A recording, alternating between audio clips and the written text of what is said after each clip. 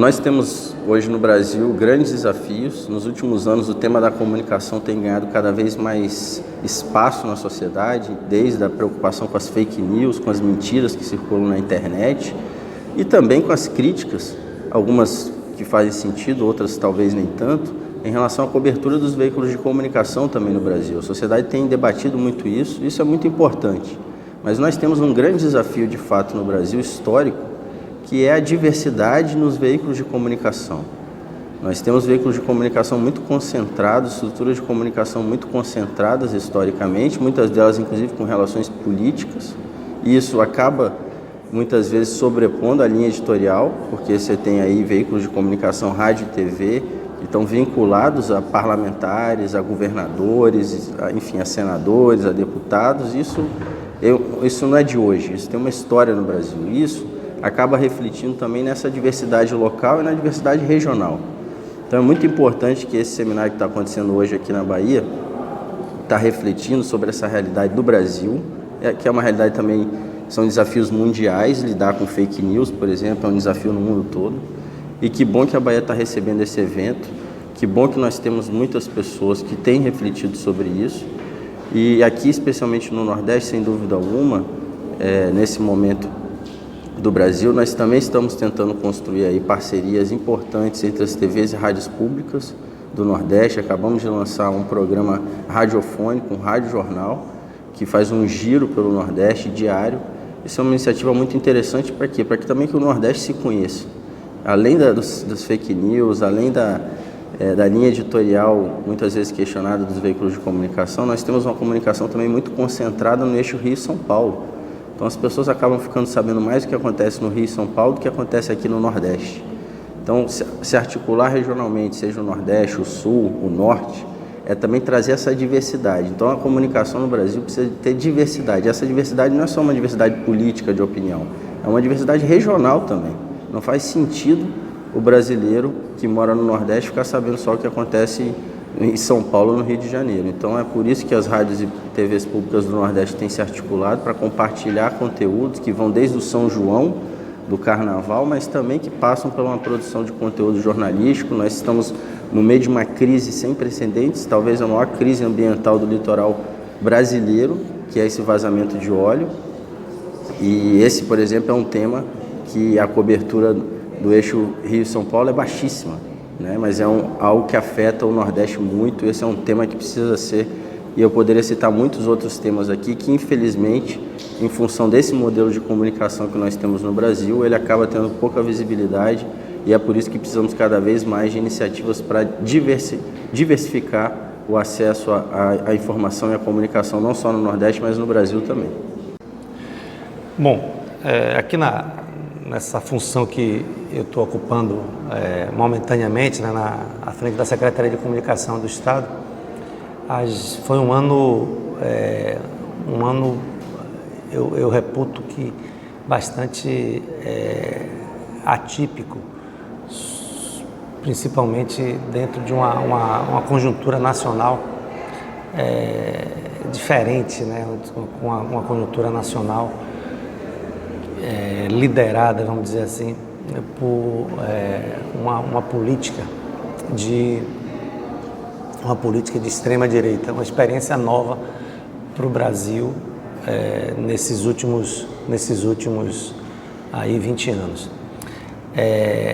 Foi um ano difícil por causa desse fato novo de lidar com fatos para nós, principalmente aqui no Nordeste, fatos que eu classifico como fatos tristes, que a gente diferente de tudo que a gente defende, essa coisa do preconceito, essa coisa da violência, bem característica aí da censura, bem característica desse governo atual. Então, em alguns momentos em que o Nordeste foi diretamente agredido ou tentaram violar o Nordeste ou a Bahia, nós estivemos aqui na trincheira para defender, para alertar a sociedade da importância de você lutar por um país melhor, por um país mais igual, mais justo, e a gente não perder de vista as conquistas democráticas que se fizeram presentes. Então a gente não pode abrir mão disso. E trazendo para a área da comunicação, esse movimento aí de direita terminou também alertando a gente para a necessidade de a gente ir mais além. E aqui na Bahia esse movimento aí de direita terminou fazendo que a gente investisse mesmo numa nova linguagem. Para nós foi até um aprendizado. Uma linguagem da comunicação oficial não apenas como uma comunicação de prestar serviço, de valorizar as entregas do poder público, mas a gente falar de respeito, a gente falar de diversidade, a gente falar de racismo de uma maneira bastante clara, bastante objetiva, bastante direta. A gente acredita que os resultados foram satisfatórios, eu acho que extrapolaram até as fronteiras da Bahia, extrapolaram as fronteiras do Nordeste e, paralelamente, a gente ficou atento para divulgar um fato novo com o Nordeste, que foi a formação do consórcio Nordeste. Então, é um fato espetacular que mostra uma região subtraída ao longo dos anos, esquecida ao longo dos anos, mas que decidiu se unir, superando divergências até partidárias, mas se unir em nome de uma região, em nome do desenvolvimento, em nome da geração de empregos. Isso aí tem sido muito bom, acho que é um fato marcante para a região e para o Brasil.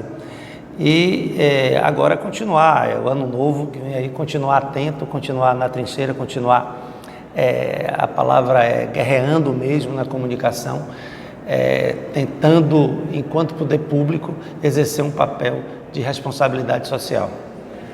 Importante a realização desse evento do Barão, aqui, especialmente por ocorrer aqui em Salvador, é o segundo encontro, o primeiro foi em São Luís, no Maranhão, a gente recepcionou o evento lá há 2 anos atrás, e eu acho que é muito simbólico, né, que os 2 encontros sobre comunicação e administrações públicas tenham ocorrido no Nordeste, né, e principalmente nesses 2 estados que são muito paradigmáticos. Esses 2 estados que são carregam um estigma muito forte da luta pela democratização da comunicação. São 2 estados, eu acho que síntese do problema que se acumulou no país, da detenção dos meios de comunicação em poucos e poderosos, né?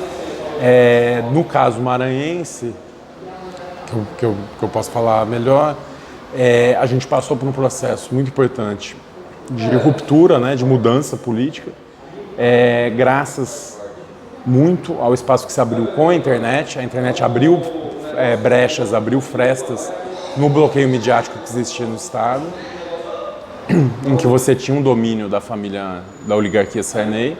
A internet permitiu que opiniões diferentes circulassem, tanto no interior quanto na capital. No entanto, hoje, assim, num espaço de tempo bem curto, principalmente se você pensar historicamente, né, de 5 anos, a internet já rapidamente se transformou, acho que, de uma grande possibilidade de democratização, de diversificação de opiniões, de acesso, e, portanto, de fortalecimento da democracia. A internet acabou se tornando hoje, eu acho que inclusive, da forma como está colocado, inclusive até um risco, né? Porque criou-se um ambiente em que tem sido difundida ideias, inclusive contra a democracia, né? De ódio, de intolerância, de desrespeito às minorias. E eu acho que é essencial a gente fazer esse debate. No Maranhão a gente vive um embate intenso, né? Nos últimos 5 anos, em que os indicadores políticos mostram que a gente vem ganhando, vem vencendo. Ganhamos a primeira eleição em 2014, o governador foi reeleito em primeiro turno na campanha à reeleição, disputando exatamente contra a ex-governadora, que é a dona da principal TV do estado, que é a TV Mirante, a retransmissora da Globo, que, enfim, que é o caso específico que eu acho que é muito gritante, tanto no Maranhão quanto na Bahia, principalmente, que a maior parte no caso do Maranhão, as 5 principais emissoras elas, em 2014, elas estavam na mão de políticos, né? Isso cria um ambiente de domínio midiático que a gente tem conseguido enfrentar com a internet, mas que ele ainda se mantém, né?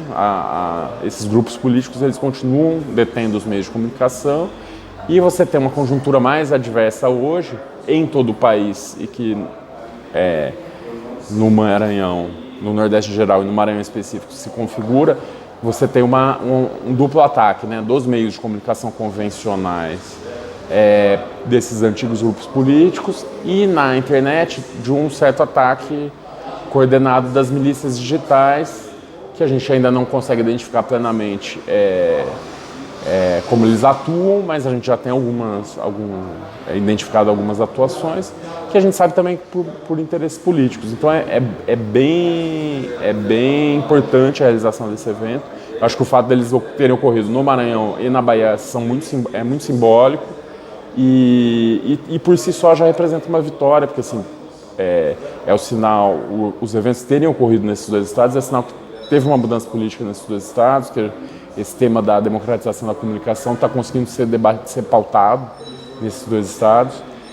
Então já é uma vitória, mas a gente tem desafios muito grandes pela frente, e eu tenho certeza que esse evento aqui em Salvador vai trazer muito insumo, muitos debates, será muito promissor para todos. A cooperação, em qualquer momento a cooperação é sempre importante, né? Mas nos momentos de ataque, ela é essencial, que você busque cooperação para união de forças para enfrentar os desafios do tamanho que eles estão se colocando. Então, assim, no marco do consórcio, que foi criado a partir da Carta de São Luís, em abril desse ano, foi incluído a comunicação como uma das formas de cooperação entre os 9 governos do Nordeste. A gente realizou uma primeira reunião aqui em Salvador, em maio, e tem mantido uma cooperação estreita entre os 9 estados, em situações desiguais. Cada um tem seu histórico, seu acúmulo de veículos, ou de TV, ou de rádio. Alguns têm jornal impresso, outros têm agência, enfim, cada estado tem um histórico aí, mas a gente tem conseguido atuar de forma cooperada. O primeiro teste aí foi a cobertura do São João deste ano, 2019, que a gente começou a fazer uma cobertura colaborativa. E agora, recentemente, há um mês atrás, a gente lançou um programa de rádio que está sendo editado justamente pela Rádio Timbira do Maranhão, congregando a programação dos 9 estados. É um programa de 10 minutos que faz um resumo dos acontecimentos no Nordeste. Esse tipo de programação, qualquer tipo de iniciativa conjunta é muito importante para furar o bloqueio midiático que se impõe, e eu acho que tem que se mostrar efetiva.